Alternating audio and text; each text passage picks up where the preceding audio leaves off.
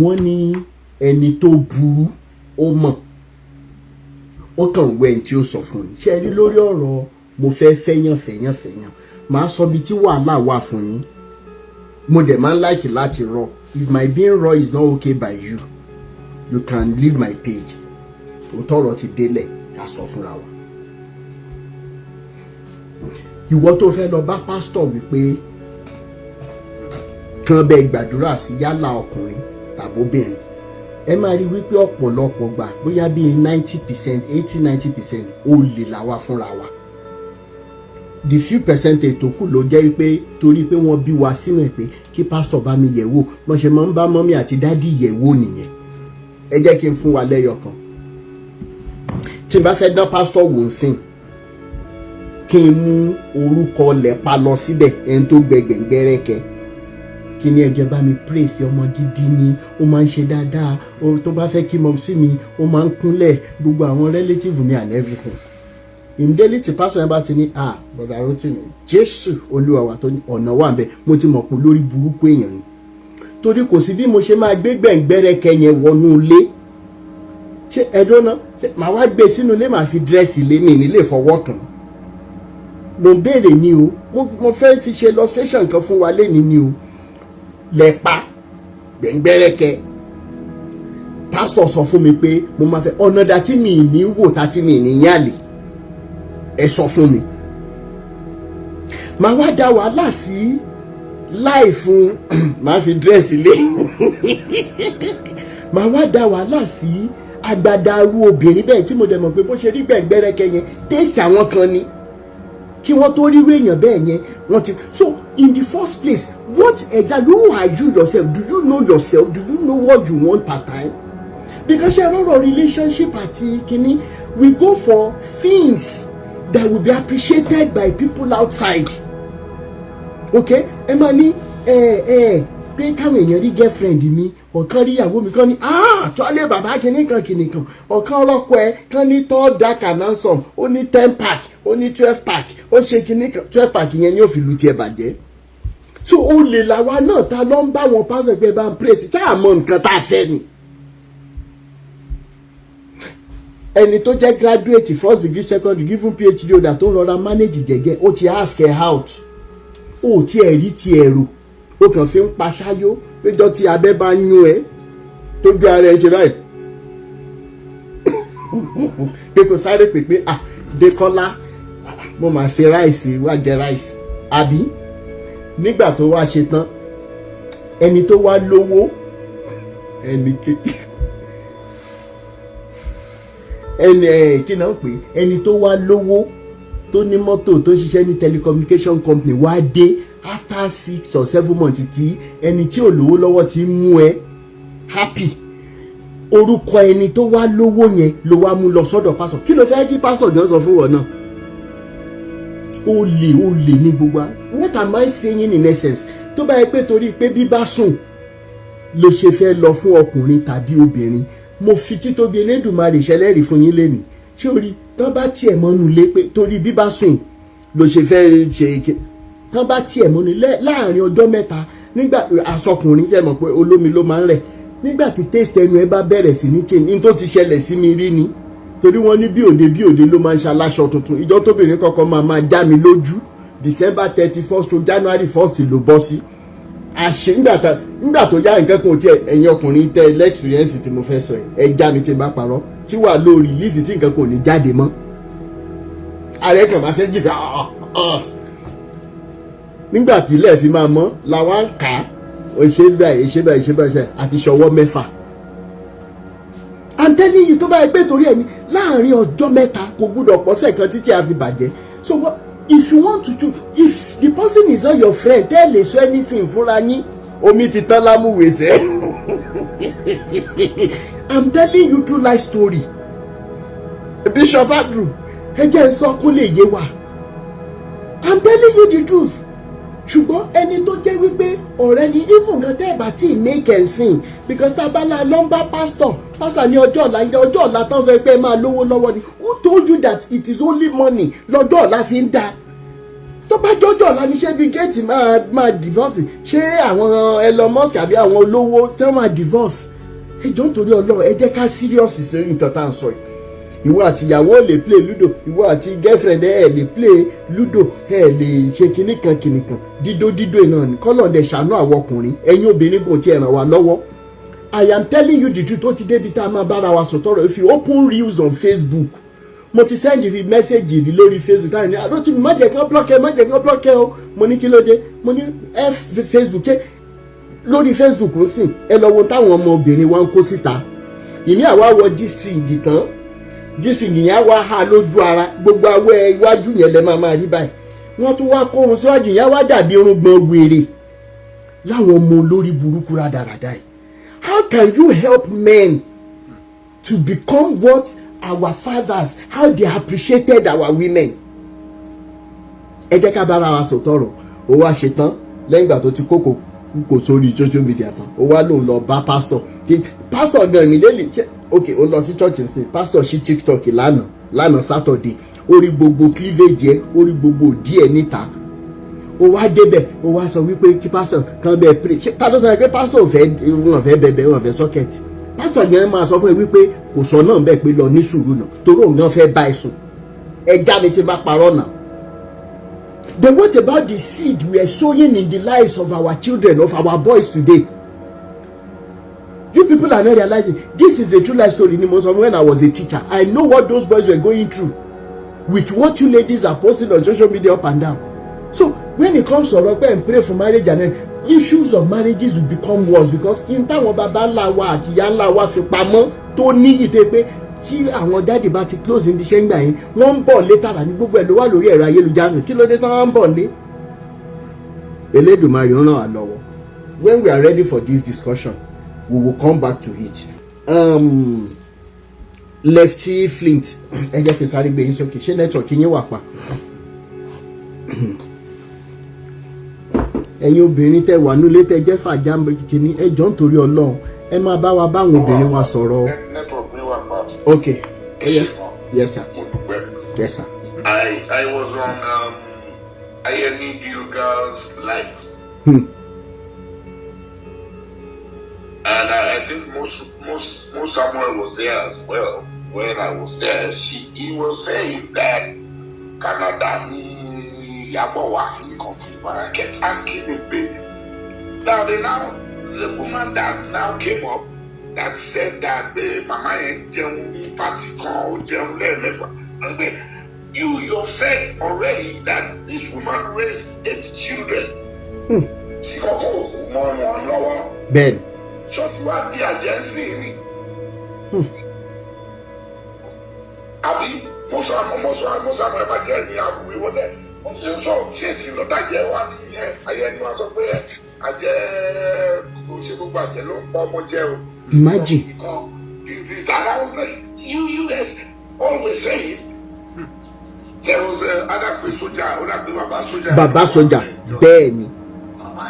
Wọ́n gbé kí bàbá ẹ̀ mú ìyàwó tiẹ̀ wá kí nǹkan mú wípé wọ́n ní pé Rótìmí gan pé ṣe Rótìmí náà bímọ wípé àwọn òríyàwó ẹ̀ wọ́n fẹ́ àti ìjọba láyé ti dáyé ní ọkùnrin tí ń kọ́ obìnrin sílẹ̀. Bẹ́ẹ̀ni. Mo sọ àwọn ìṣeré ọmọ pa. Bẹ́ẹ̀ni. Bẹ́ẹ̀ni. So if he leaves his wife and her parents are calling for their daughter. Pé àwọn ò rí mọ́ o.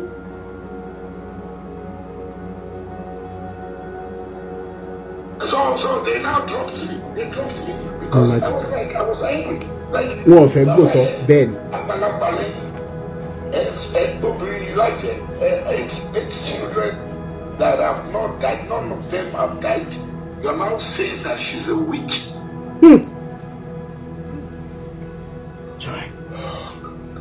Kẹ́rin pé ó lágbára sà ó lágbára inú mi dẹ̀dùn wípé ibi tá a ti ẹ̀bọ̀rọ̀ dé ọwọ́ òfin máa take care tó kù torí wọ́n rò pa à ń ṣeré tẹ́lẹ̀. In fact they said it to such an extent that Rotimi Daniels Foundation can never get money to pursue the case, meaning that wọ́n ti admit wípé ó yẹ kó jẹ́ ọ̀rọ̀ ìjọba. Ọlọ́run dẹ̀ ti wá bá wa ṣe báyìí ọ̀rọ̀ ti dọ̀rọ̀ ìjọba báyìí torí pé ẹni tó bá ní kí láṣẹ ràn á gbọ́ròyìn ayọ̀ lórí ẹ̀sà. ẹ ṣé ìròyìn ayọ̀ la máa gbọ́. Thank you so much sir, thank you for standing by the truth, really appreciate you sir. Àṣà kẹfà ó yẹ sáré bá mi sọ̀rọ̀ pàápàá. Yeah. Mo ń bọ̀ ọgbọ́n àgbà mo ń bọ̀ lẹ́yìn àṣà kẹfà èyí ló kàn. Mo ń bọ̀ ọgbọ́n àgbà mo ń bọ̀ ó yá àṣà kẹfà ó yẹ sáré round up títí ní.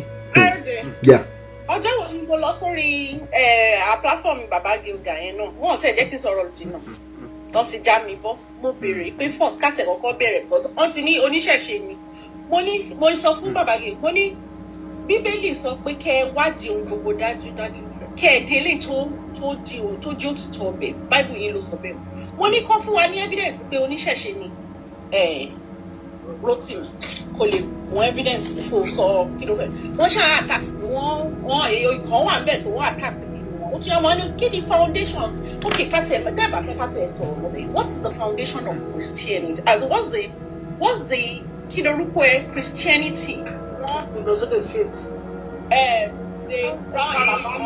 wọ́n ṣáà ń ṣe rábàràbà náà ṣe lórí bẹ́ẹ̀ ni rábàràbà ni. I just at some point ìgbà tí mo béèrè question that they could not they were like ara wọn ni ara ajá ni kíní kan mo ní I'm not denying that I'm not as ọ̀bọ ibẹ̀ náà ti já mi gbọ́ pé wọ́n jẹ́ kí ask one further question. It's so unfortunate that these people they know the truth but iṣẹ́ ibi ọwọ́ wọn iṣẹ́ burúkú ọwọ́ wọn kò ní jẹ́ kán gba òótọ́ yẹn because once they've commercialized this Christianity so ibi tán ti ń jẹ ọ̀nà tán ti ń jẹ nìyẹn so they are ready to tear apart anybody tó bá fẹ́ bà business yẹn jẹ́.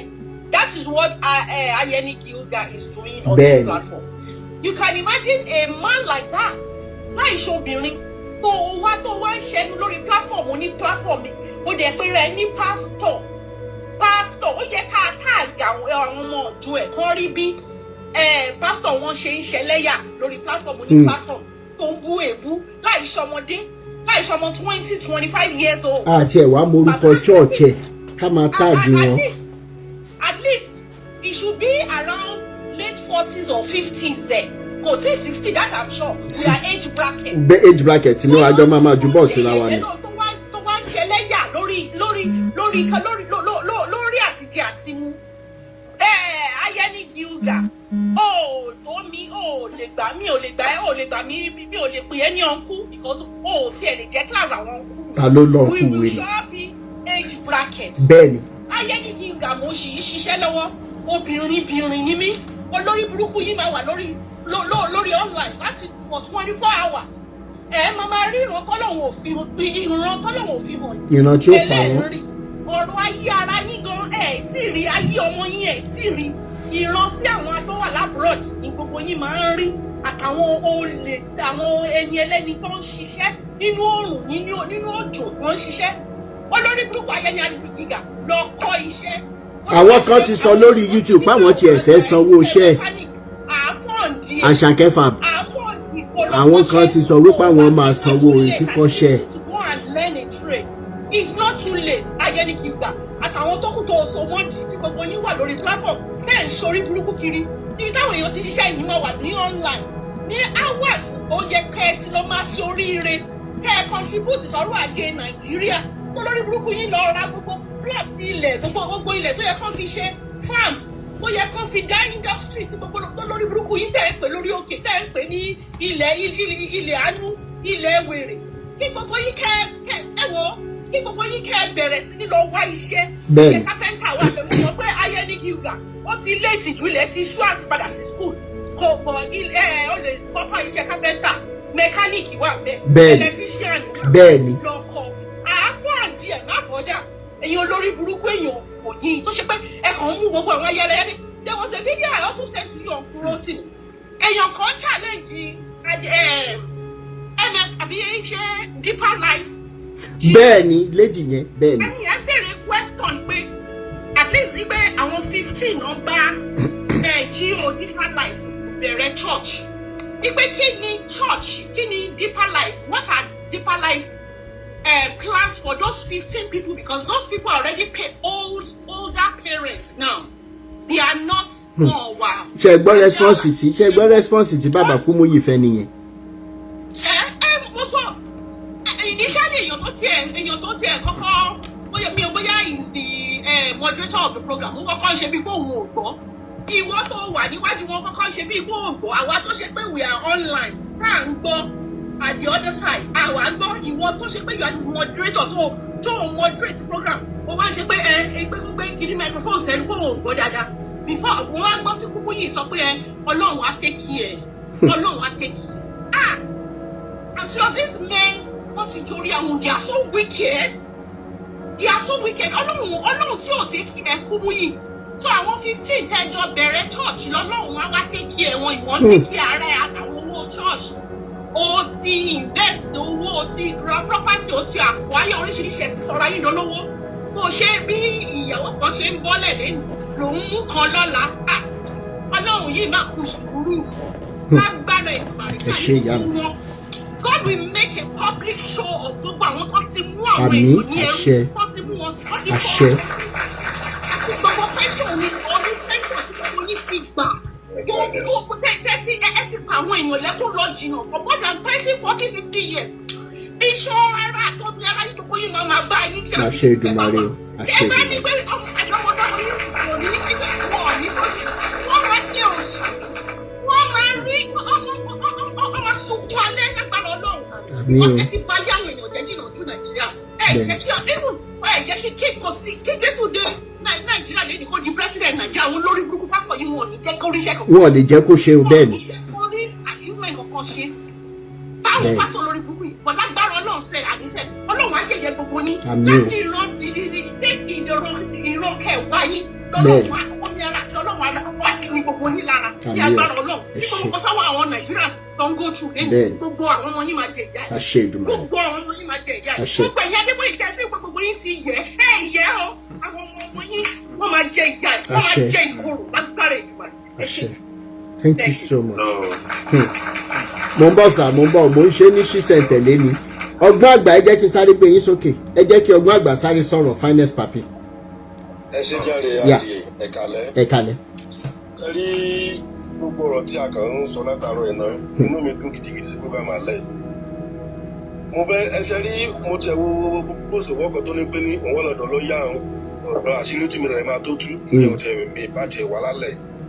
Ṣé rí kàtẹ́ mi ń fẹ́ béèrè lọ́wọ́ adì ni pé ẹ ṣe jẹ́ kí ó lọ alọ́ kó tiẹ̀ mọ mi mọ bá ṣe lè ṣe é kẹ́jẹ́ kó mo yẹ àwọn tó fẹ́ bá jà náà kó tó máa mú wo lọ́kọ̀tù because ọ̀rọ̀ bẹ́ẹ̀ àfàájà bẹ́ẹ̀ ọ̀rọ̀ bẹ́ẹ̀ ẹnìkan lẹ wà ń bẹ́ẹ̀ tó ṣe mú wo lọ́kọ̀tù ẹ jẹ́ kọ́kọ́ mo yẹ àwọn tó fẹ́ bá jà that's number 1. Number 2 sẹ́rí bàbá gíga ọ̀nà bàbá gíga mo sọ lórí gúrùpù ẹ̀ lẹ́ni tó ti sọ pé ní church ibi tó ti kúrò ó ti rìn dání lọ ń gba information ó ṣe kinní kan bẹ́ẹ̀ wọ́n bá òun jẹ́ níbẹ̀ wọ́n fún un lówó tẹ́lẹ̀ o ìgbà tó ń kúrò mi wọ́n bá òun jẹ́ fún tí mi dání kí ni bá ṣe sílùú àwọn yẹn mo kàn rẹ́rìn ṣé irú bàbá gíga yẹn sórí rd èmi náà ká wò kí ní ẹni méjì ká tó lọ́dún méjì mẹ́ta náà àpọ̀ mọ́ 50 rd ìwọ ti tó ọmọ ológun máa ro ti ògo tó ní tó gbé wáyé mi ní gbowó sáìmọ̀ sáàmù bàgìgà wá ní kó wá kọ́ṣẹ́ mẹkáníìkì àbẹ́ẹ̀kì tí mo wà. Kò sí àwọn kan tẹ̀ tí láwọn máa sanwó ẹ̀kọ́ṣẹ́. àwa fàájà gan àwa fàájà àtúrẹ́ẹ̀tì ilé ìwé tó a máa gbé so kó sáwà kọ́ṣẹ́ náà kó bá tẹ̀ ọkọ̀ márùn-ún. Gíga tó ti gbọ́ báyìí ẹ̀kọ́ṣẹ́ ọ̀fẹ́ wọ́n á tún fún ẹ nílé tó máa gbé tó bá dẹ̀ láwọn ọmọ tó ń yá láta lábẹ́lẹ̀ wọ́n á tún fún ẹ láyè wọ́n á tún máa yá tẹ lọ tó bá ṣàti fojú kọ́ṣẹ́ kó o hádìí mọ́ GDP Nàìjíríà. Ọlọ́run abojú gbogbo wọn jẹ́ kò sí pásọ̀dì ní kankan ìmọ̀ àyà lọ́lọ́. Bẹ́ẹ̀ni. kọ́ mú owó ẹyọ kọ́ dùsùn náà sọ̀rọ̀ ẹwẹ́ àtọ́kọ̀dé kan gbé mu ìmọ̀ àyà gbogbo wọn lò. Bẹ́ẹ̀ni. iná ló máa jó ogun wọn ọlọ́run abojú gbogbo wọn jẹ́ kọ́ọ̀tù ọ̀sẹ̀ lẹ́yìn kọ́ọ̀tù sí ó lọ́sẹ̀ máa fẹ́ pé kó tiẹ̀ pé ìbá lọ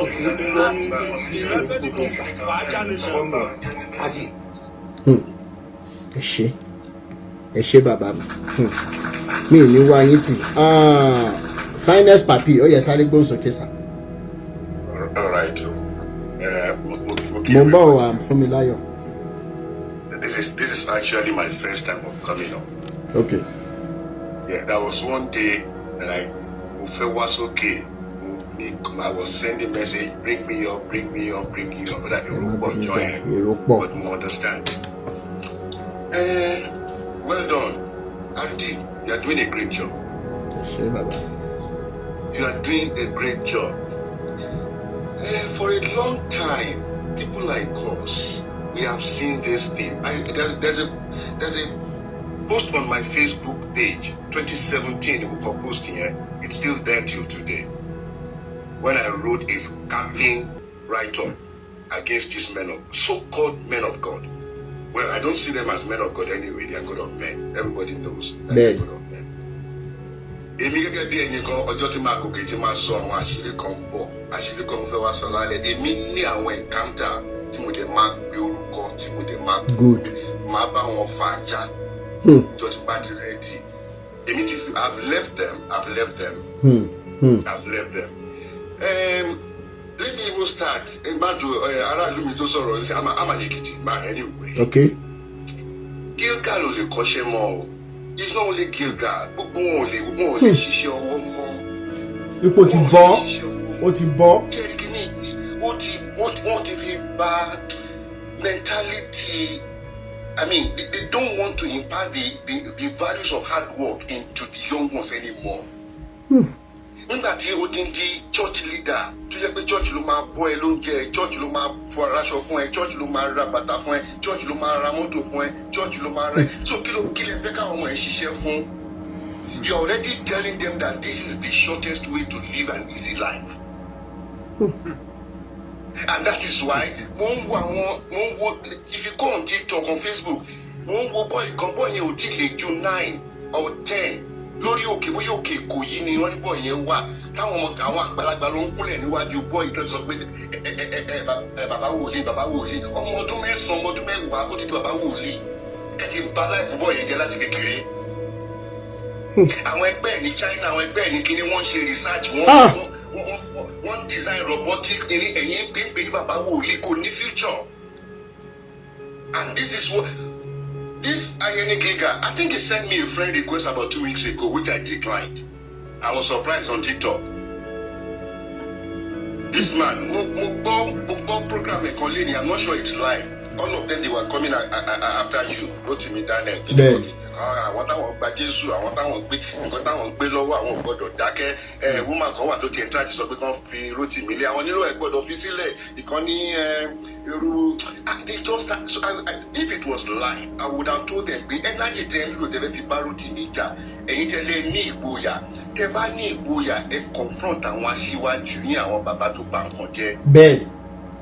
Ẹ confront wọn ẹ fi Rótìmí lẹ̀ ẹ kọ́kọ́ lo ìgboyà yín kẹ́ bá wọn yẹn jà pé ibi tẹ́ bà Christianity jẹ́ ẹ jẹ́ ká túṣe. How can you be giving everybody the mentality that you need ẹ wo man kan tó ń pè ní Ibiyome tó sọ pé Jesus was not a poor man. Bẹ́ẹ̀ni.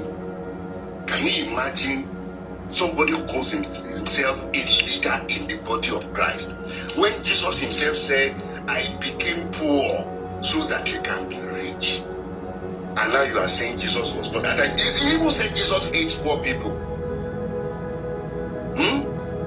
Our pastor yẹn ti down àwọn èèyàn rú o. Ó ti pọ̀ jù.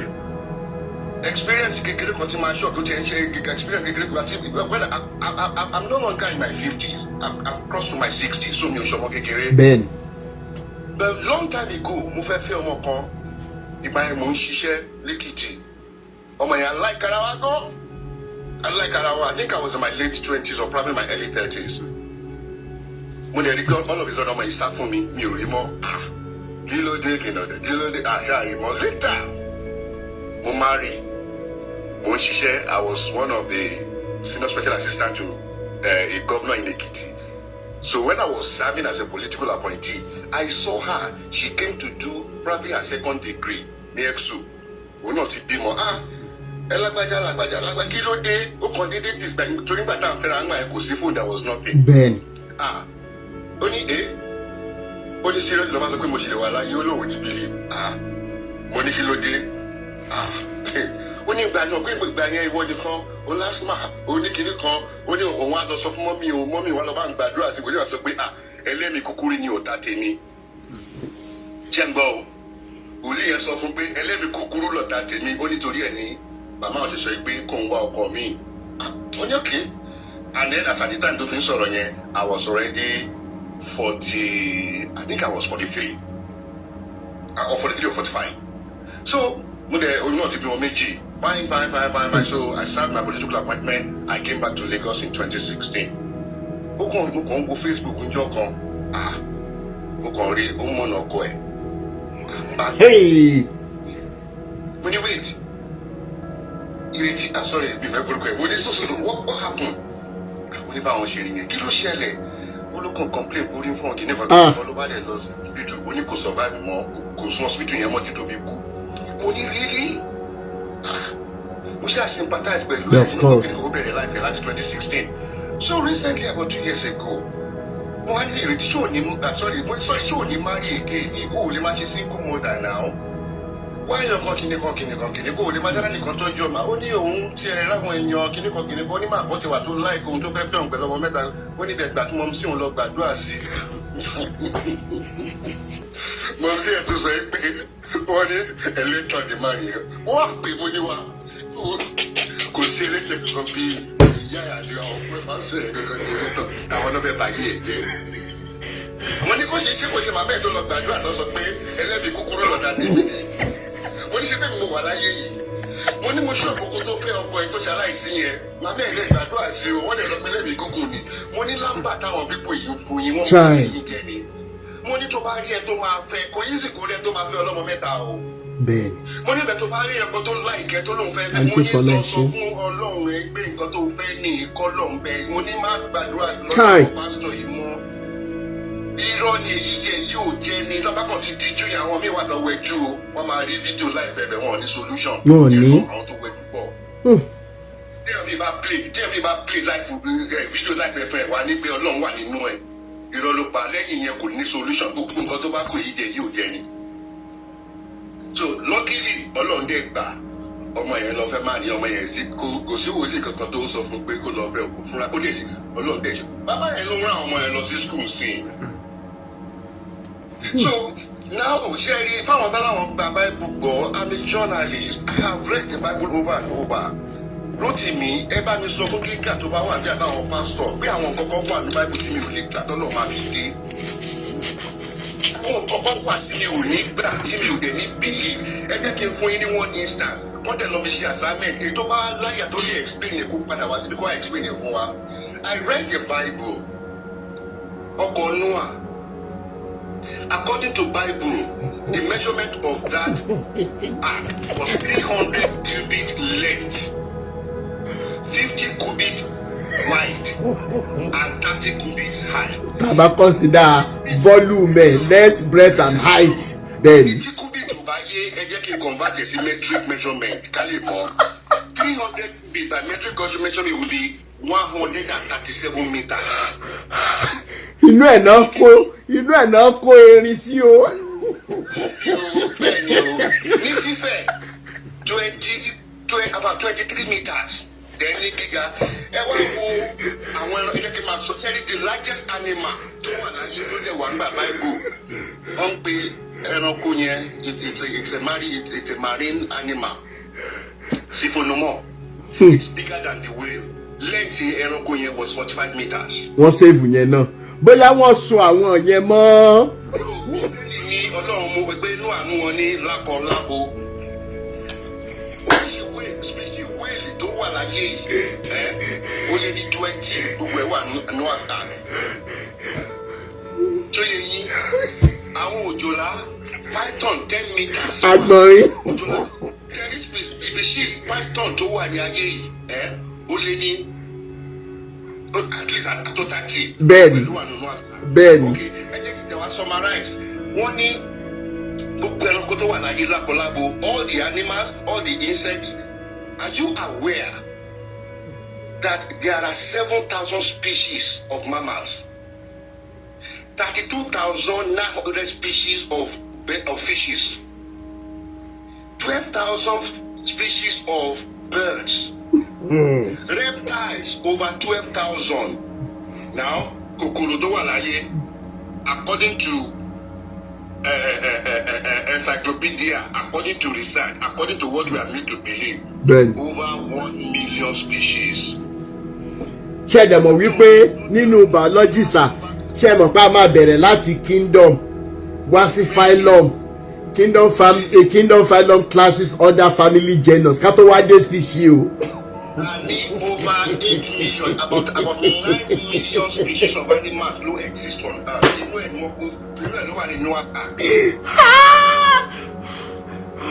So, Uncle Femi ti fọ́ tébù tá a manage jẹ́jẹ́. Size here, one other thing, Rotimi. Sir. Àwọn ẹranko kan wà ibi tínú àwa yẹn. Bẹ́ẹ̀ni. Àwọn ẹranko kan wà tí ẹ pé it is other part of the world, other part of the continent nìkan lẹ́tí lè rí wọn bẹ́ẹ̀ni títí kan plants títí kan trees. Tó fi kan plants, tó fi kan insect, àwọn insect kan wà tẹ́ lè rí ní Israel lẹ́nìí tẹ́ lè rí tó jẹ́ nkúló ti wá tó fi dẹnu àkì yẹn. Because if you want to believe, the Bible says gbogbo ẹranko tó wà lákọlábo. So how do we fool ourselves and believe that this thing is true? How do we? Brother Gòkè Bájọwà, mo fẹ́ tẹ̀lé wá sókè kẹwàá explain torí mi àti yín máa ń jà dáadáa. Tẹ́ bá lè wá sókè jẹ́ kí accept yín. Ẹ jẹ́ kó wá explain here. My wonderful brother. 137 meters ní lẹ́ẹ̀dì 137 meters. Kò tó 200 meters na máa ń sá lórí fíìdì. Ẹ̀ka lẹ́lẹ́ o. Àǹbọ̀sà àbọ̀ máa gbé yín wọlé sí mo bọ́sà mo bọ́. It is well. Ẹ wò ẹ ti kúkú ti gé tébù sí wẹ́wẹ́ báyìí ẹ ṣe jẹ́kẹ́ lórí sọ́mọ́. Bòńbọ̀. Hello sir, ẹ kúrò lẹ́ o. Ẹ pẹ̀lẹ́ sir, ẹ kú iṣẹ́. Mo ń tọ́ láti mo rí lórí page nǹkan sí ní Facebook mo ti rí nọ́mbà yìí. One try to hide this. I want to confirm if it is a Mr. Rotimi Daniels. So the reason mo ṣe I'm not sure. I mean, my number. What is my number? Because I want to talk to you. So me mo bóyá Èmi ni. Okay. Godfather, ó yá, ẹ jẹ́ kí n sáré gbé yín sókè. My general.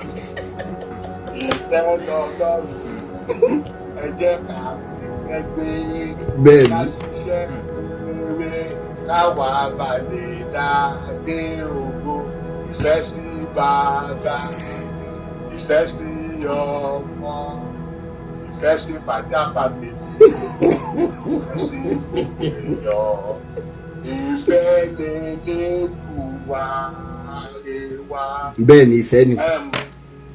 Ẹ kalẹ́ bàbá mi, gbogbo ẹ̀yin fàájà nation mo kí yín lọ́kùnrin lóbìnrin ẹni pé dájú quiet godfather for a while tọ́ba ti fún bá ìwà ààrẹ sọ̀rọ̀ ọ̀nà àdúpẹ́ fọ́nà bàbá jìgà mo Samuel wà lórí láì lálẹ́ yìí èmi àti mo Samuel lákọ́kọ́ lọ sórí program àbò lórí gbogbo yẹn ní about a month ago ìgbà tá a dé bẹ́ẹ̀ tí mo sọ̀rọ̀. Bàbá Jìgà ó ń bẹ̀rù ó ní godfather padà lọ bá wọn fàájà family yẹn kẹ ìjọ tó yọ lọ́hùn any evidence ẹ bá ní ẹ tọ́jú ẹ kẹ ìlú ká sọ ní ìtòbí. Mo Samuel tí bá ń kúrọ́ kẹ máa jáde lálẹ́ yìí. A rí bàbá Jìgà as èèyàn Ọlọ́run. Bẹ́ẹ̀ni. Láì mọ̀ pé olórí burúkú èèyàn ni. Àwọn bàbá ta túbọ̀ pé bóyá atúláwọ̀ kan tó jẹ́ pé ọ̀rọ̀ bíbélì wọn tán pátá mọ̀ pé sítórì náà ni láti ṣe kínní. Ó ń pè mí personally, ó ń sọ fún mi pé godfather ẹjọ́ torí Ọlọ́run ẹ fi gbogbo ẹ̀ sílẹ̀ ó die down. A dẹ̀ sọ̀rọ̀ nígbà yẹn lọ́dọ̀ epo lórí gbogbo ẹ̀. Ó máa fi wá pa táà lórí net. Ṣé ó fẹ́ popular ni? Ó máa popular. Ẹ mọ̀ pé bẹ́ẹ̀ mi ṣe máa sọ pé tó máa ń ṣẹlẹ̀ nìyẹn. Bájìta fún ojú alọ́ wípé the next 3 years ojú alọ́ ìbádà kò ṣẹ̀wọ̀n kan kó jágbe Bàbá Jìgà you are the best. Yéé tó bá ṣẹlẹ̀ tó lálẹ́ tó bá ṣẹlẹ̀ lẹ́nu pé ọmọdé Ìyábọ̀ ó gbọ́dọ̀ mọ̀ pé ìyá Ìyábọ̀ àjẹni tó bá ṣe kó lórí gbogbo ẹ̀ bá sọ yà ní game over it is finished. ẹ wo báwa àgbà ṣe ṣe làwọn ọmọ Ìgbò náà ṣe ti wọn làwọn Haúsá ṣe ti wọn ìgbẹ̀nẹ̀ ṣe ti gbogbo ẹ ti já pọ̀. You are not joking. You are not. You are not joking. Enough is enough. Ben. Possible. Ìwọ́n mẹ́rin wo òde tó ṣe. Ìwọ́n mẹ́rin wo òde tó ṣe. Possible. Olúwa wà á ṣẹ́ wọ̀n lọ́wọ́. Èmi personally kan padà máa wá wẹ̀ ní prison yard. Nítorí pé àwọn kan tó ti ìyàwó ẹ̀ ṣe ọ̀nà tó táwọn ọmọ wá ẹ̀kí sọ gbogbo wọ́n ti fi mi. But ẹ jẹ́ mọ́ bá wa power tap network. This is not Mohbad State. If you guys do otherwise, the international world, wọ́n bá àdásọ́rọ̀ tó wà lẹ́yìn o. Bẹ́ẹ̀ni. Pátákó bèrè lọ́wọ́ ojú alọ́jú. Níbo ni ìyàwó ẹ wà? Àtọmọ. Àwọn dádì wa àṣì òní agbọ́pẹ́ ti ṣe ìjòrúkọ yí padà. Kí lẹ ṣe díẹ̀ sí ọ̀dẹ̀ fún wù ní fún ọ. Kí ló ń bọ̀ àṣì? Àṣì òní ti làgbáyé já àgbà tó tẹ́ àjẹ̀wọ́ọ̀dì ṣe gbogbo ìlú náà ṣe àjẹpé akọ̀ fi yí páàkì. Àdédédúgbarè lọ́wọ́ ní iṣẹ́ kò ṣe ìlú. Àwọn táwọn ìwọ̀n sí ní àwa dẹ́rù gbọ́dọ̀. Ó máa ṣe o. It is well. Ọmọ ọmọ bàbá yìí, ọmọ ọmọ ajé kò ní oṣù kíkó, gbogbo ìtẹ̀ ìgbò nílé, ẹ̀rù ṣe gbogbo àwọn ọmọ mìíràn. It is finished. It is finished. Game over.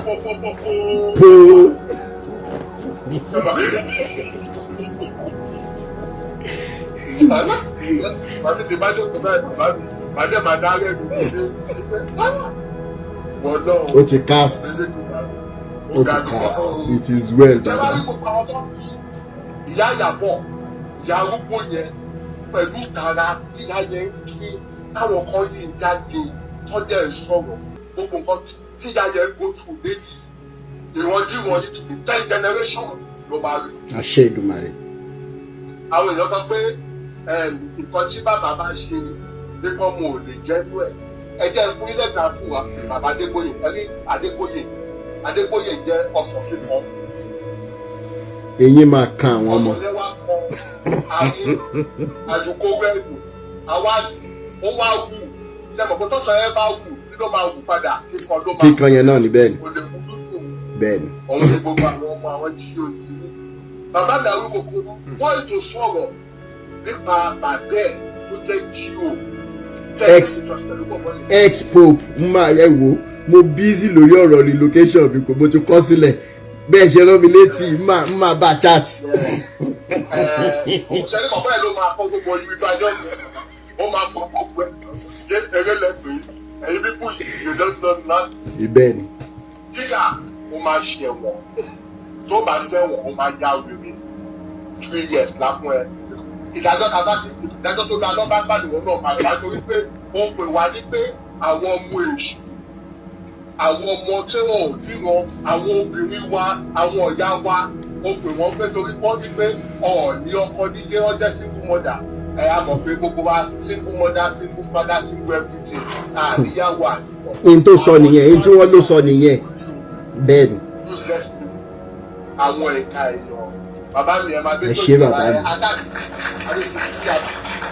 Adéṣúlẹ̀ agbára wo ó tún yá pọ̀. Ẹ ṣé bàbá mi.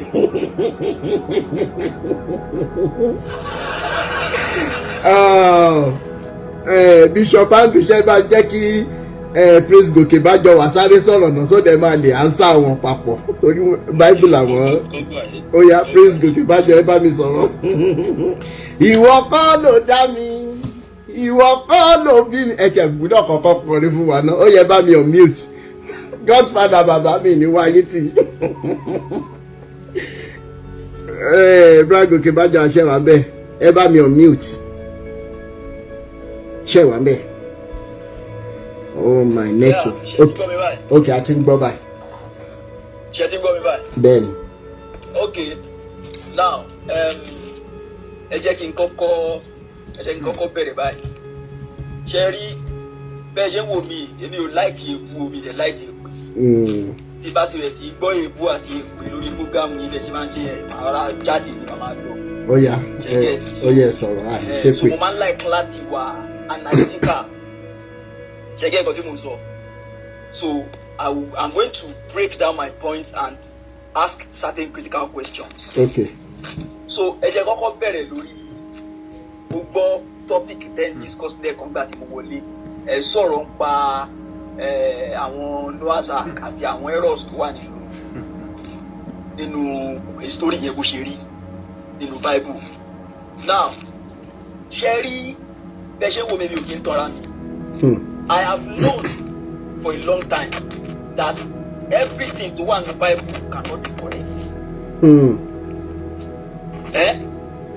But even our Christians ẹgbẹ́ wa tàjọ máa ń bá some of them argue it's not possible. Everything cannot be correct. And for me, it's not a big deal. It is not a reason good enough to now say that Bible is a scam.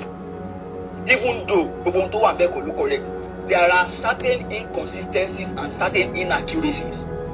Unless tá a bá fẹ́ tọ́ra wa lókun ṣe bá lọ́pọ̀lọ́ ṣe náà fún wa lọ́pọ̀lọ́ ká rò Ọlọ́run dẹ́ni ká wádìí. Comrade Falarin, thank you. Ká lè di tó ń ṣe òdodo mú. Ó mì pé in everything there will be some things that might seem right but eventually kò ní correct. Ṣé ẹ gbọ́ mi? À ń gbọ́ yín. Now ìdí ẹ̀ tẹ́ fi rí pé tí mo fi sọ pé àwọn nǹkan kan wà bẹ́ẹ̀ tí ó correct ò ní pé kì í ṣe Bible nìkan. Every religious book all over the world, there are certain inaccuracies and inconsistencies. Níbẹ̀. Now, ẹ jẹ́ ká lo Bible as the standard now, as the case study.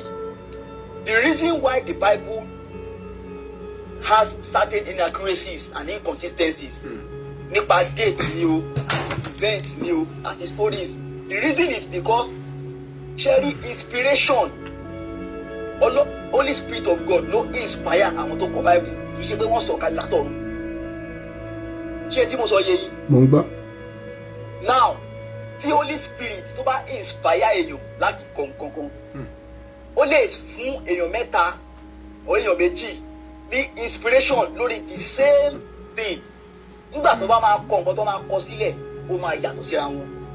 Ìdí ẹ̀ tó máa fi yàtọ̀ ni pé ṣé rí àwa èèyàn á láti understand pé the way our brain works, the way our minds work, we cannot separate ourselves from our mindset, our experiences, and where we are coming from, which are different things entirely. Ó máa ń yàtọ̀ síra wọn. So tí Ọlọ́run bá fẹ́ sọ̀rọ̀ fún mi sí, ẹ mọ̀ pé Ọlọ́run kì í ṣe èèyàn, it's a spirit, it's a positive kind, it's a kind of positive energy. Ọlọ́run, it's not a physical being. Ṣé get? So inspiration ló máa fi bá wa sọ̀rọ̀. Now, the way we interpret it at the end of the day might be different, even though it is the same source. Shall you get? So, no matter what, kò sí bó ṣe lè rí, ẹ máa rí pé at the end of the day, nǹkan tá a máa kọ sílẹ̀. Ọlọ́run tó ń bá wa méjèèjì sọ̀rọ̀ lọ́tọ̀ọ̀tọ̀, the same thing ló ń sọ fún wa. But by the time tí intellectual mi, understanding mi, àti nǹkan tí mo ti mọ̀, àti bí mo ṣe wà learned sí àti experience mi tí bá máa fi mix ẹ̀ mọ́ nǹkan tó lọ́hùn sọ àwọn nǹkan kan máa yàtọ̀ sí the other person tó ń come from a different background.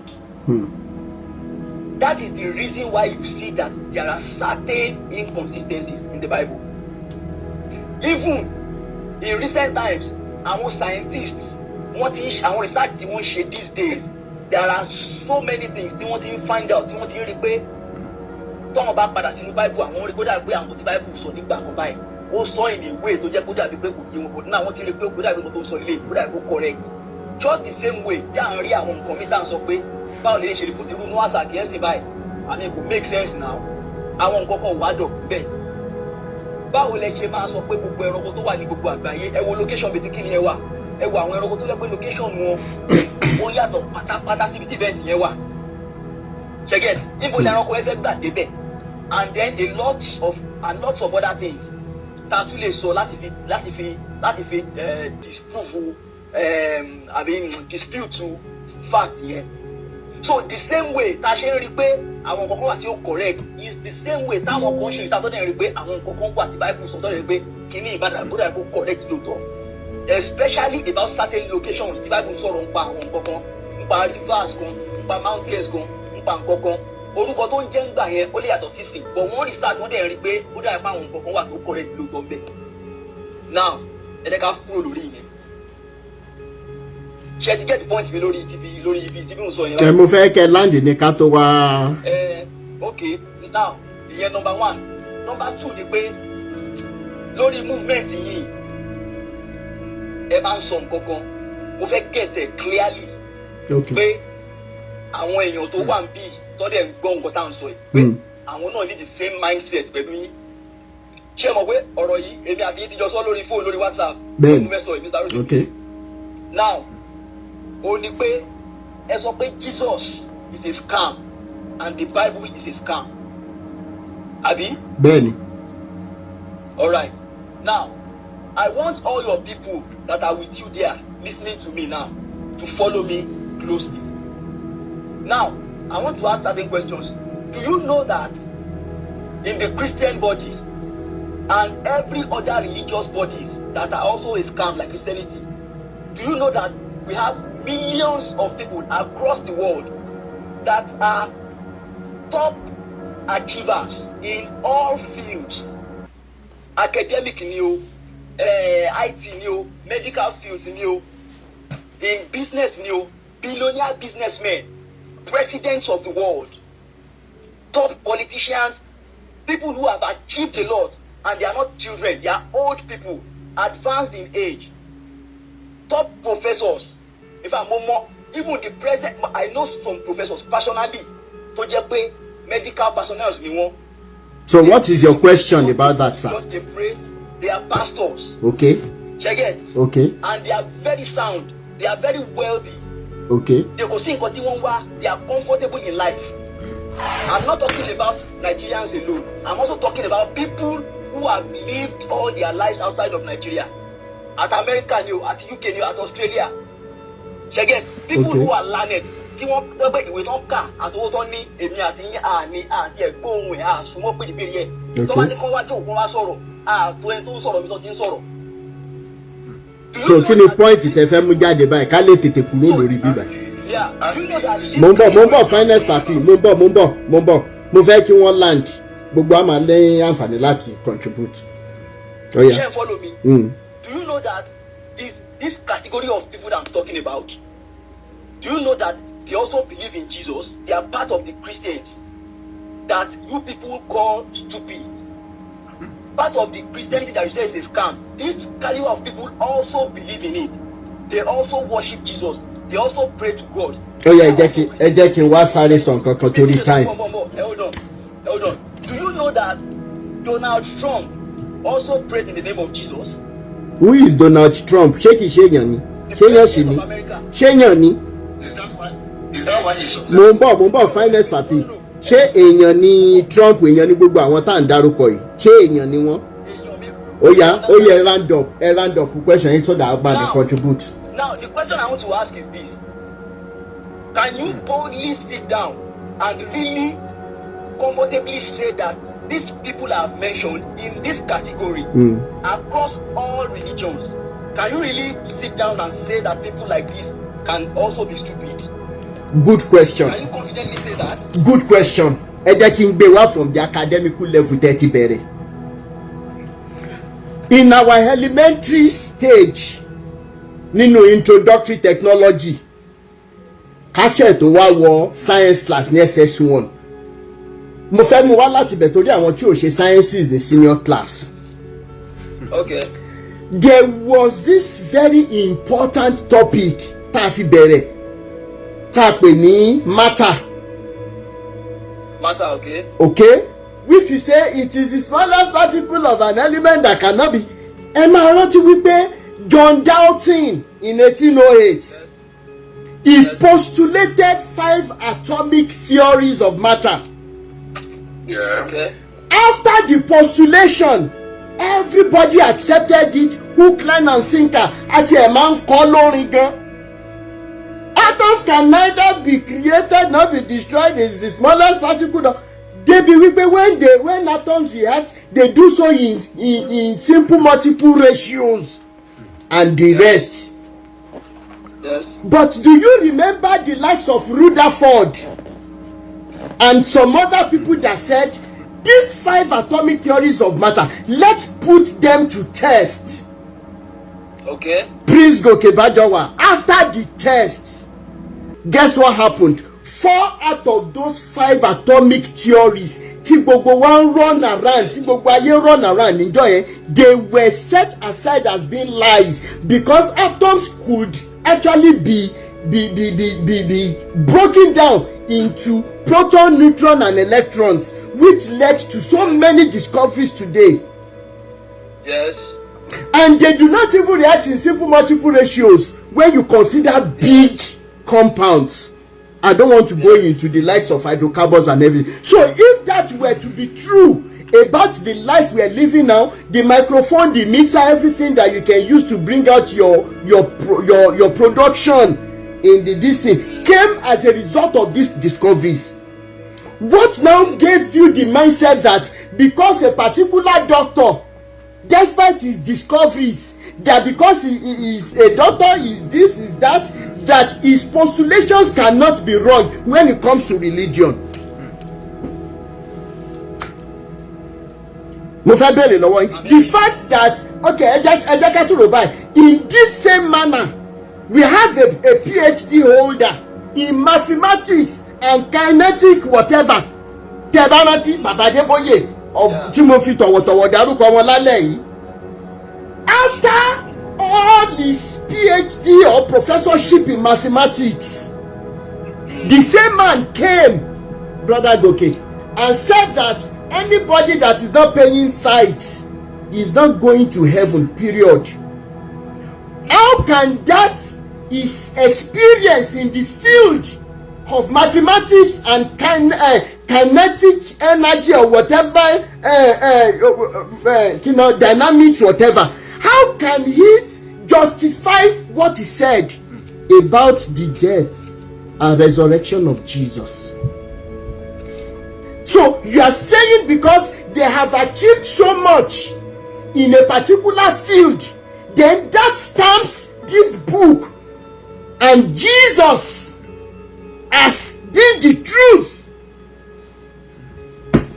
Actually, the acceptance of this book shows that all their certifications should be recertified. They should be questioning them, sir.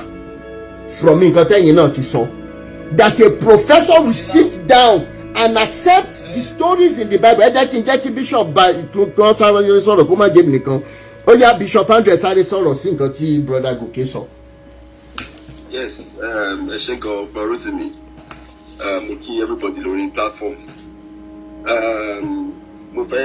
Example to be like, or similar see explanation to RD from this current speaker. Okay. Prince. Okay. Praise Goke Baga. Wọ́n náà kọ David lọ́jọ́ wọn ni ìwọ Goliath èmi kò lè gbàgbé ṣé mo rin yẹn tó popular hit ni.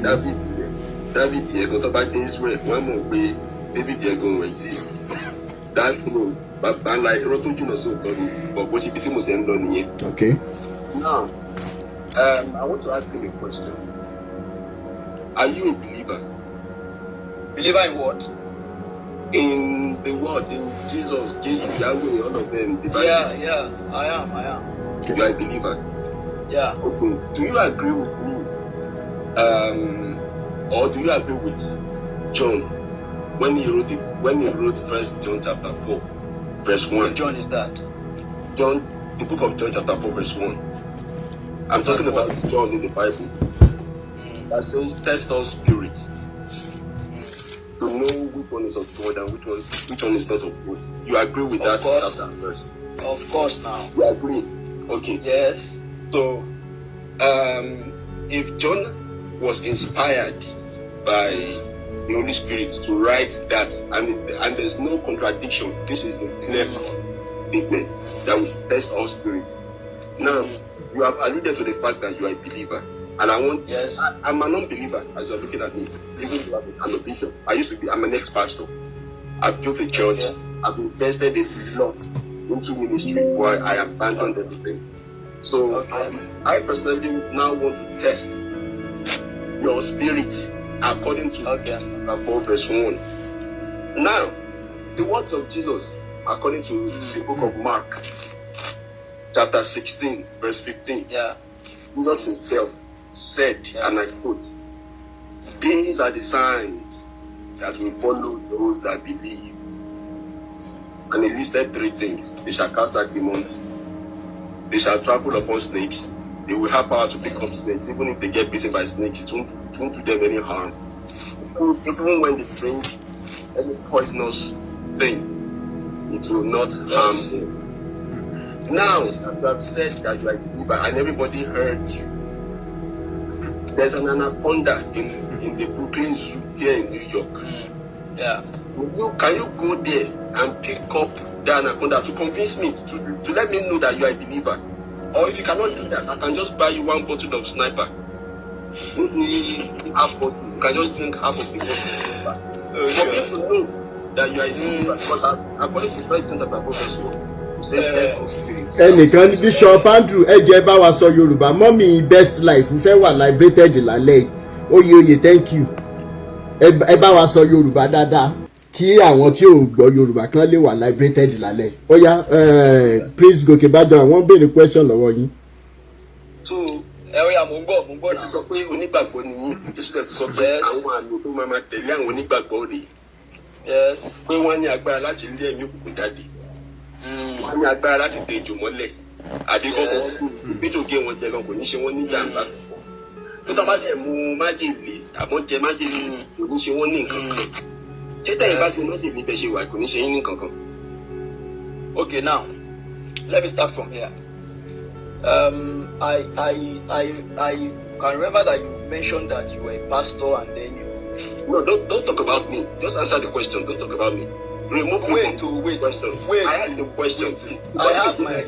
Ẹ jẹ́ kí Bishop Andrew ẹ jẹ́ kí wọ́n ṣàlàyé bọ́n yẹn fẹ́ ṣàlàyé ẹ jẹ́ kí wọ́n ṣàlàyé. Question èmi béèrè àwọn question kan nígbà tí mo wọlé. Ṣé máa answer question tèmi? Abẹ́ ni answer question. Ẹni sùúrù now. Bishop Andrew ẹ jẹ́ kí wọ́n answer. Mo dẹ̀ fẹ́ answer sí, but you didn't answer that question, you went to another question. I'm not holding you to that. Do you get me? Even though mo ṣì ń bọ̀ ń bẹ̀. Now, the question you are asking me now, you're asking me that, can I go and drink Sniper? Because Jesus said, I will drink poison and it will not affect me. Abi? Is that what you are saying? Ben. Can I go and enter the cage of anaconda? Ben. Because Jesus said it. Ben. Now, let me tell you this. You see, all the things that you see that are written in the Bible, number 1, they are relative. The way something will happen to me does not automatically mean that it will happen to another person like that. Number 2, when Jesus was speaking, you see, it would be stupid for anybody to now be because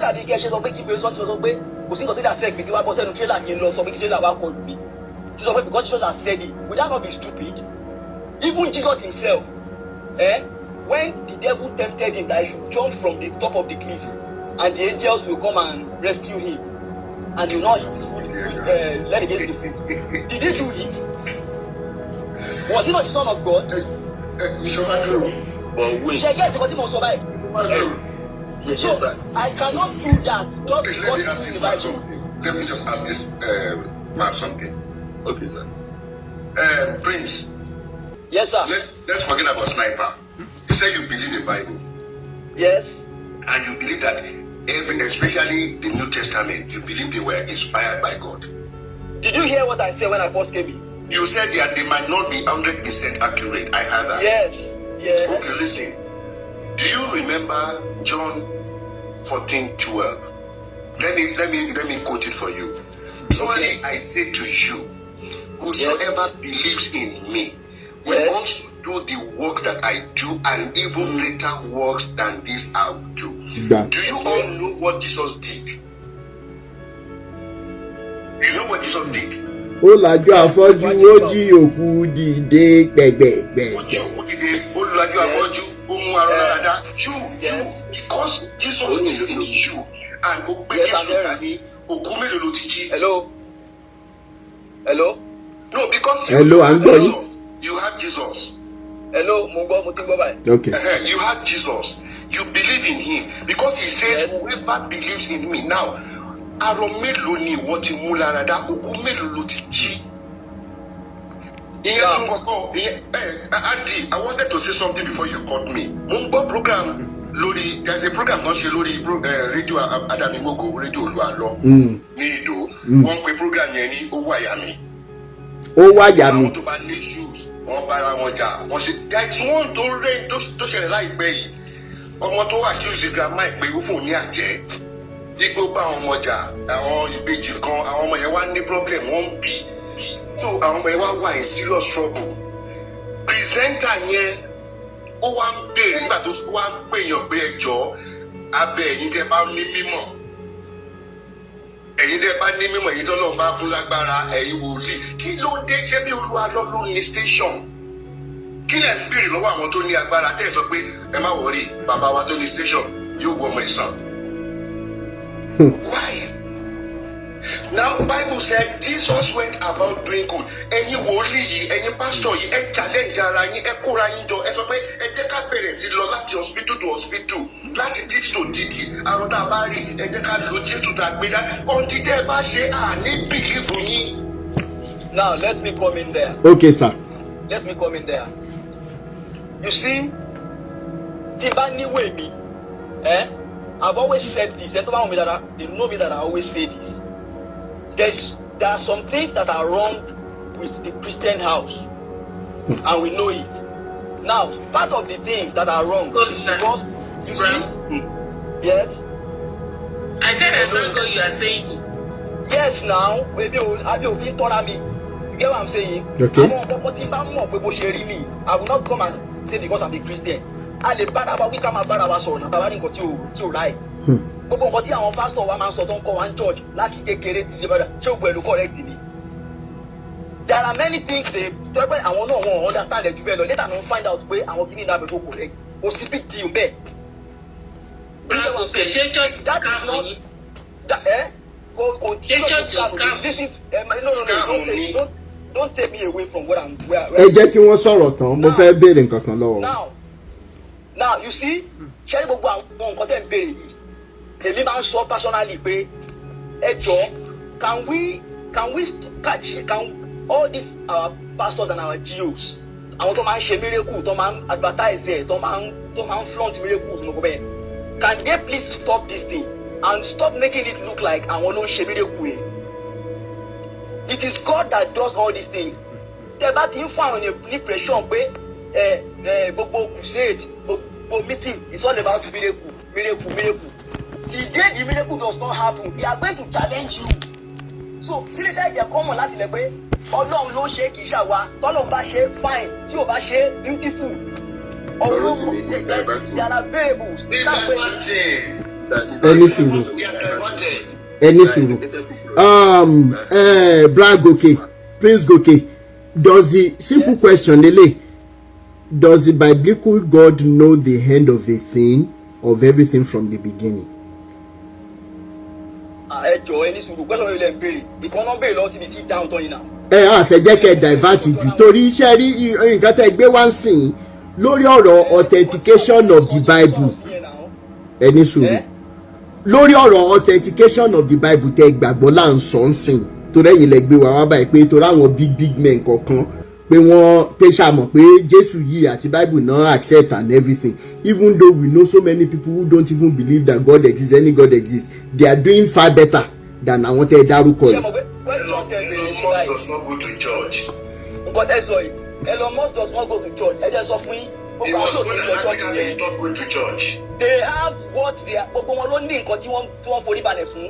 Nǹkan tí wọ́n forí balẹ̀ fún àwọn náà forí balẹ̀ fún. Àwọn wo ta ni ẹ? Ẹ̀yin. Elon Musk lẹ sọ̀rọ̀ ẹ̀ náà. Irọ́ olúwọ́n ní nǹkan tó forí balẹ̀ fún. Ẹ̀yin náà ní nǹkan tẹ́ forí balẹ̀ fún. Nǹkan tó gbé nìyẹn, nǹkan tó dẹ̀ gbé yín náà lẹ forí balẹ̀ fún. That's what I'm saying now. So what I'm saying is that the spirit realm is real. Ó lè má jẹ́ Christianity, it can be other things. That's what I'm saying. Brad Goke, mo fẹ́ béèrè the God that you believe gave inspiration to different people to compile this book, does he actually know the end of things from the beginning? So, well, ṣe ni pé sọ̀tẹ̀ ìbéèrè yẹn èmi fúnra mi máa ń béèrè mo máa ń béèrè lọ́wọ́ ara mo dẹ̀ máa ń béèrè lọ́wọ́ àwọn tó tún mọ̀ jù mí lọ pé ṣe sure pé Ọlọ́run actually mọ the end of everything from the start ṣá because at a point nínú Bible gbọ́ngàn sọ fún wa pé Ọlọ́run dẹ̀ kábàámọ̀ bóun ṣe àwọn nǹkan kan. Do you know that? Bẹ́ẹ̀ni. Ok, ẹjọ́ nítorí ọlọ́ṣẹ́ ẹjọ́ nítorí ọlọ́ níbi tẹ́ wá dé tẹ́ sọ wípé ó lóun kábàámọ̀ ṣóyè yín.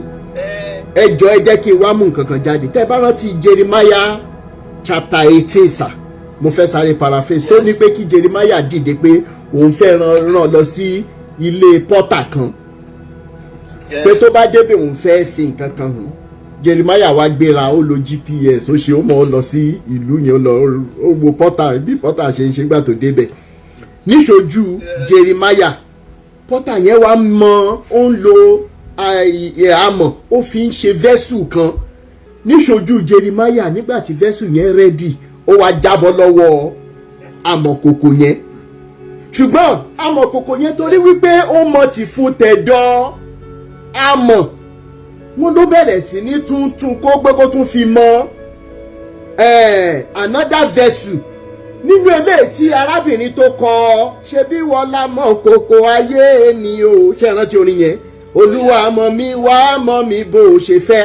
Now if that potter was a creation, yes, is a creation, is one of the creations, ṣé ó wá lẹ́tọ̀ọ́ ká sọ wípé òkè nígbà tí ìbàdíkú gọ̀dí ń mọ tó mọ Adam and Eve tó ṣe gbogbo ẹ̀ tó dẹ̀ ti wá mọ Lucifer tó jẹ́ pé Lucifer wà lẹ́gbẹ̀ẹ́ ó ṣe ó mọ̀ tí kéde fi wá pa Abel ṣé mo pé àdátà ẹ̀yin gan fúnra yín tẹ́ bá dáwọ́ lé nǹkan kan tó bá di pé bóyá nǹkan ẹ máa tún ní another route ẹ máa yọ ìpè kò gbúdọ̀ yíwọ́.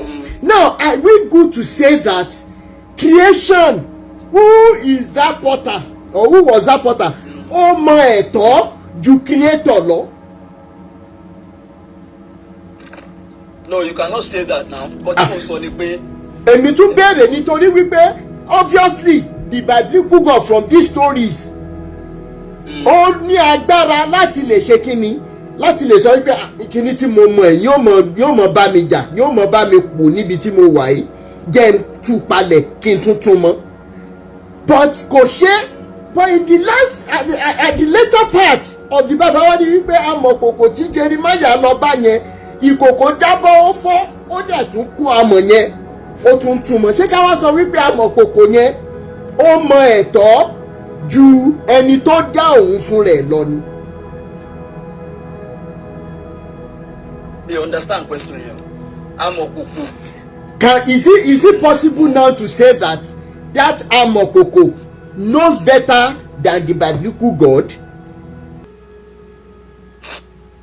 No, you cannot say that. Okay, ẹ ṣàlàyé bó ṣe jẹ́ fún mi seeing the creations of the two. Ìdí ẹ̀ ni pé ṣe rí ọ̀rọ̀ tá a sọ débẹ̀. Bẹ́ẹ̀ni.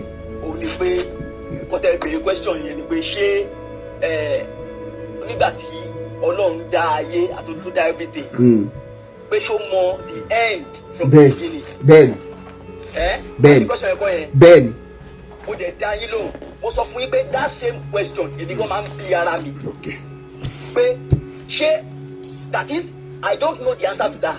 Kí ni reason tí question yẹn ṣe ń wá sọ́kàn títí yín kí làwọn nǹkan tẹ́ ẹ rí? Mo ní mo ṣe pé ibẹ̀ kan ni mo ń lọ yìí. Okay. Ibẹ̀ ni mo ń lọ yìí. Mo ti rí àwọn situations and maybe one or two nínú Bible tó dàbí pé wọ́n ní bóyá Ọlọ́run wá kábàámọ̀ àbí ó regret bó ń ṣe nǹkan báyìí. Irú ìgbà tí Noah yẹn ń sìn báyìí for instance. Kó tó di pé Ọlọ́run take decision yẹn ó regret bó ń dá èèyàn because the atrocities we were committing were too much. So èèyàn lè béèrè question pé okay tó bá jẹ́ pé Ọlọ́run mọ̀ pé bá a ṣe máa rí rè pé a máa eventually turn di nǹkan báyìí ṣọ́nà máa dá wa in the first place àbí ṣọ́ máa dá wa bá ṣe rí. That is one way to look at it. ṣé kò fẹ́ jọ wípé biblical God náà ló dá ẹ̀mí burúkú tí Adam àti Eve kó sára Cain àti Abel tó fi di pé Cain pa Abel. tó ṣe mọ̀ pé nǹkan ẹ̀mí burúkú náà sọ yẹn sí báyìí that is the work of the devil. ta ló dá devil? Ta ló dá devil? Torí nínú History of the Creation kò tí ì sí devil nígbà tí wọ́n ń dá ọ̀run àtayé. Ta ló dá? Kí ló dé tọ́lọ́run dá? Ṣé tí kò ti dàbí Tom and Jerry báyìí? That's what onímọ̀ sọ fún yín pé ẹ ti kó pẹ́sọ̀ mi láti bẹ̀rẹ̀ ẹgbẹ́ ọ̀pọ̀ tí mo sọ láti bẹ̀rẹ̀. Àwọn ọmọdé ń bí mi òun lèmi náà máa ń béèrè lọ́wọ́ ara mi tó ti yẹ yí however ṣé ń gbọ́ mi. Bẹ́ẹ̀ni.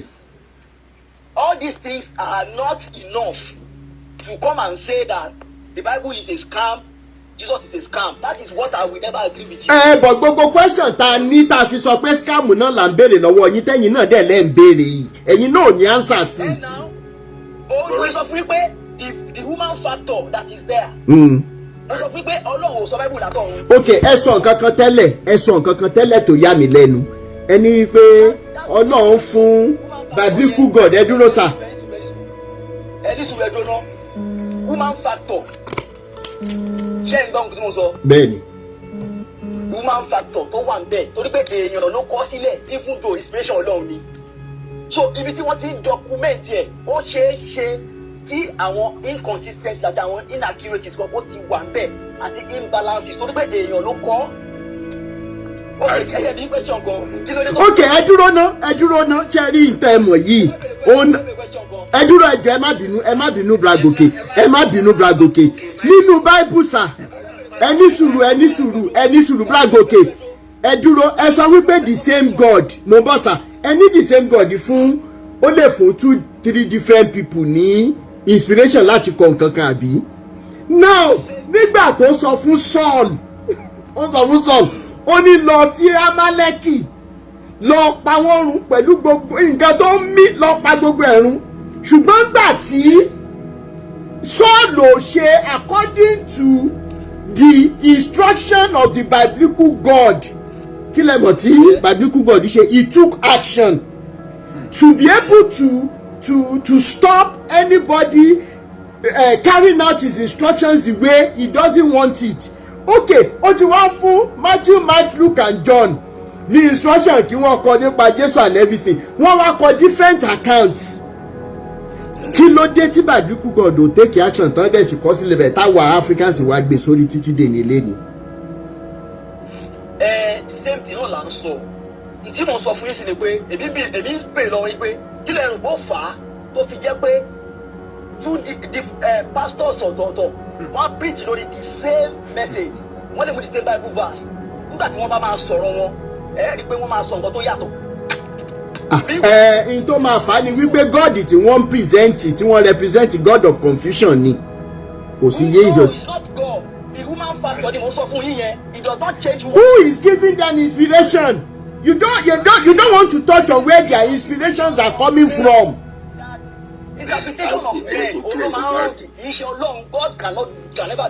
So why are they preaching it? Wọ́n máa sọ pé Ọlọ́run sọ fún mi pé ṣé ìgbà gbogbo tá à ń sọ látàárọ̀ ṣá ẹnìkan tún pè wọlé. Okay, if they are human beings then that means what we are doing on our page to bring them down to the level of human beings. You yourself should be part of this fight then because we cannot continue like this, sir. What you are doing is out of place. You are not right. Okay, what are we doing that is wrong? What are we doing that is wrong? I've told you from the start. I told you that I asked you a question. I told you the caliber of people. Who are the caliber of people that you're saying? That also believe in this Jesus Christ. You cannot come and just be condemning religion when you say everybody is a scam. Only everybody will pay, and it's only you that is right. Sure, but just scam. Ẹjọ́ ẹ má sọ̀rọ̀ ẹ kò fún mi 2 minutes. Mo fẹ́ ẹ má jẹ ìyá mi ẹjọ́ ẹ má bínú mo fi owó àtọmọdé lẹ́nu. Cherry narrative tí Prince fẹ́ máa push. I don't blame him because he's only speaking within the scope of what he knows and understands. let me now bring you back into the history of the Bible that a lot of you Christians don't know. Now, the first copy of the King James Bible, Tenyinka, all contain the Apocryphal. What is your book? A copy of it is in the Washington Museum of the Bible. It was published in 1611. But 300 years before that, there were other English Bibles. See one time on it. And the Bible then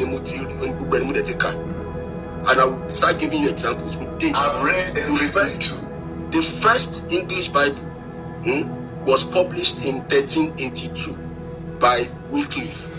They call that one the Wycliffe Bible. Now, in 1525, William Tyndale published the Tyndale Bible in 1525. I'm going somewhere. Miles Coverdale in 1535 published the Coverdale Bible. Then the Matthew Bible was now printed in 1537, which was a watered down edition of the Coverdale Bible. Then you have the Great Bible, which is a revision of Matthew's Bible. Then the Geneva Bible, the Codex Sinaiticus, the Codex Vaticanus, even the Septuagint. When you read these things, in fact, you will feel stupid to even call yourself a Christian. You will feel so stupid. And I don't know see what you bank pay and to back brown. I don't think Mr. Alato Solo continue pay our Christians. And why go more to way? Definition ignorance. Moshi might be one from the church then. If you look at there are so many texts you read in the Bible that you have right now, which is actually the slave Bible. But to pay attention here. Bible think we have to see original copy King James Bible. A lot of for example, the book of Mark, chapter 16, verse 9 Nobody actually 10 to 20 something to one in King James Tenka. Atamu. What they call Revelation chapter 18, verse 22, Ben. Even the first King James Bible, the book of Revelation. Our Catholic Church, okay. Verses like Ephesians chapter 6 verse 5 that talks about sleeping, Colossians 3:22, Colossians chapter 4 verse 1, 1 Timothy chapter 6 verse 1, 2 Peter chapter 2 verse 18. Ẹ máa sọ àwọn ọ̀rọ̀ kankan ní Yorùbá ká má tún blọ́ọ̀kì wa. Bẹ́ẹ̀ni. The name tí wọ́n worship in time, in fact, Miles Coverdale, ìgbà tó máa print Bible títí ẹ̀. Ṣé mo kọ́ tó wọ́n worship in time ní Jesus, ESUS. Just go on the internet and find out what is the meaning of ESUS. It is a Celtic God. No, but ESUS, call AESUS because it later changed. Exactly. It's a Celtic. Yes, a Celtic God. A Celtic deity. Hold on. Wait now. What are you speaking now? I said this thing earlier on. The human factor, that's all why don't you just keep quiet and listen? And you can learn. You can seriously learn by his Hello. Can I just finish?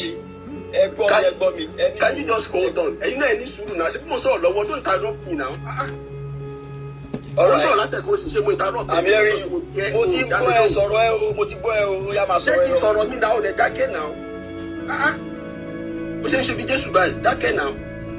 You see, before the talk better, most of our colleagues. Mumbo. Ẹni sùúrù. What is your attitude is ẹ má bínú Bishop Andrew ẹni sùúrù.